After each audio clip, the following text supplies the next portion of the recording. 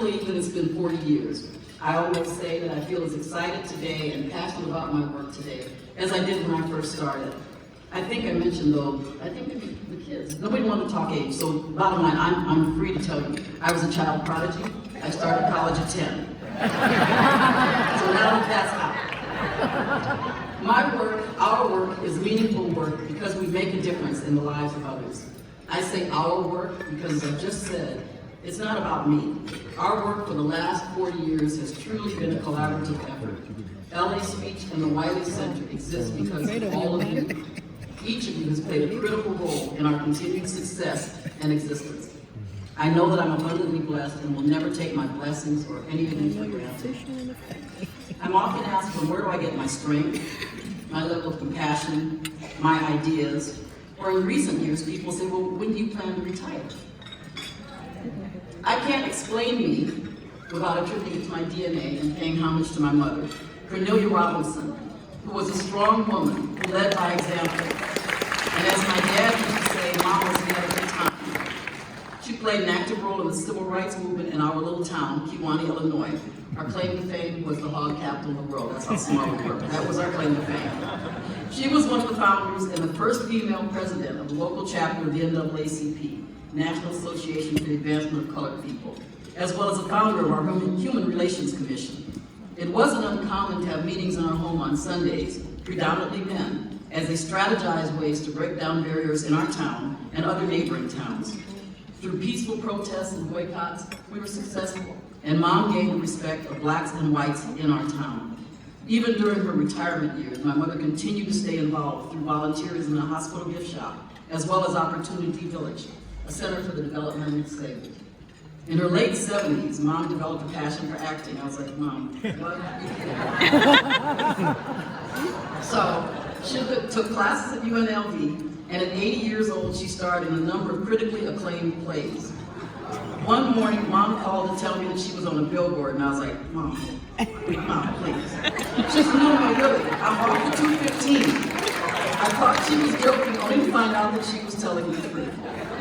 Even Good Morning America featured my mother in a segment on active seniors. Mom passed away at 85, but she lived a full life, which included service to others. And I'm convinced that her life's work has influenced my life and the decisions I continue to make today. As most of you know, I began my career with the school district. I loved my job. I had great kids. I had short work days with minimal paperwork and summers off. I was picked for administration very early in my career, and I had an office in the Valley, I had a secretary, and I was part of the initial IEP team. While I enjoyed the prestige and opportunities, I was acutely aware of the disparity in the services offered to some, but not to others. I felt conflicted knowing that I was willfully participating in such an act. It was this experience that made me decide to quit my good job, as my mother said, and to strike out on my own. I wanted to continue to work with children, but I also wanted to teach parents how to become their child's advocate. I saw that as the missing piece and a way to bridge the gap, thus reducing disparities. Fast forward to today. 40 years later, we've grown to include 5 centers and approximately 45 staff. Our focus has changed from typical speech delays in the 80s, which is what Irwin represented, to prenatally drug-exposed kids in the 90s, and to now children with autism spectrum disorders. I have an amazing team of stable, diverse speech-language pathologists and supporting staff, many who have worked with me in excess of 10 years. They're credentialed, licensed, trained, and committed to do the work that we do. This is not a part-time hustle for us or just a gig. This is the only work we do.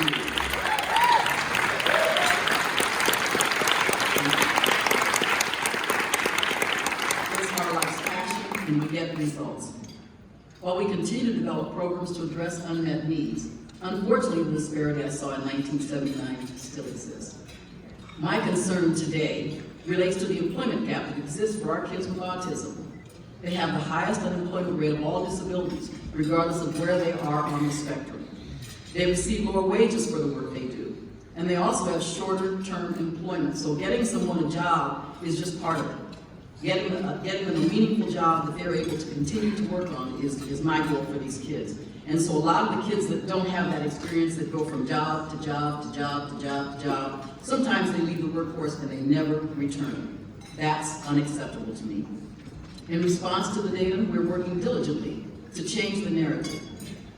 Our kids are put through a rigorous year-long training program. And we appreciate Westside Regional Center for mentoring us because they allowed me to do it my way versus whatever the other way was. I just said, I don't mind sharing my program, but it's got to be my way.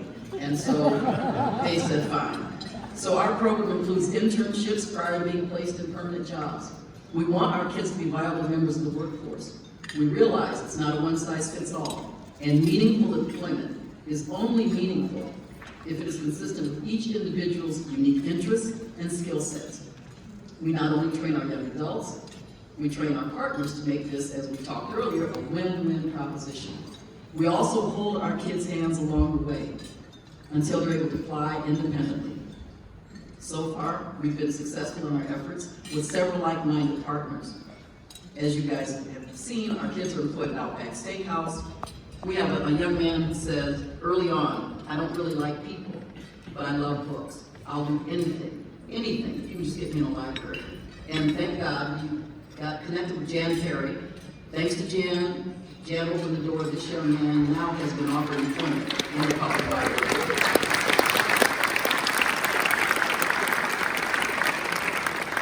We also have another young man who stood before you last year and accepted the award for CBS and said he loves CBS and he hoped to get a job. He was an intern. They've now offered him employment. So he is great. In addition to that, CBS has put in a training center. And so they haven't completed it, but we have now 3 training centers in our center, which is amazing because, again, it gives me the opportunity to work with these kids, teach them in a safe setting. There's no fear of losing your job because we're working with you, and the skills are all transferable.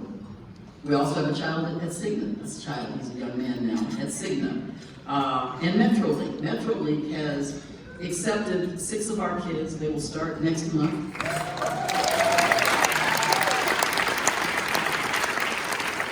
And we have one deaf student, and they hired him, and deaf individuals have the same challenges that kids with autism do. And so they have hired him. Our regional center is going to be giving him an interpreter, so he will be able to engage in meaningful employment. So we're very, very, very, very, very grateful.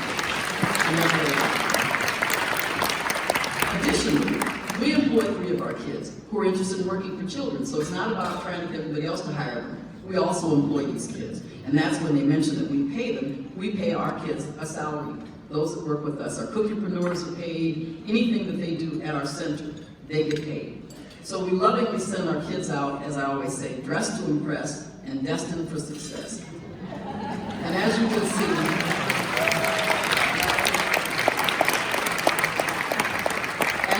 our kids are thriving. So what's next for us? We're focused on work-life balance. We envision a place where our kids can come and relax, have fun, socialize with each other and their families.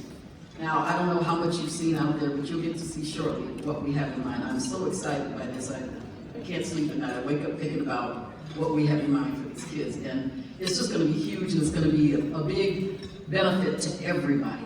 So let me close by saying thank you again to all of you for all of your support. We wouldn't be able to do what we do without you. And I hope to see you all in 10 years for our 50th.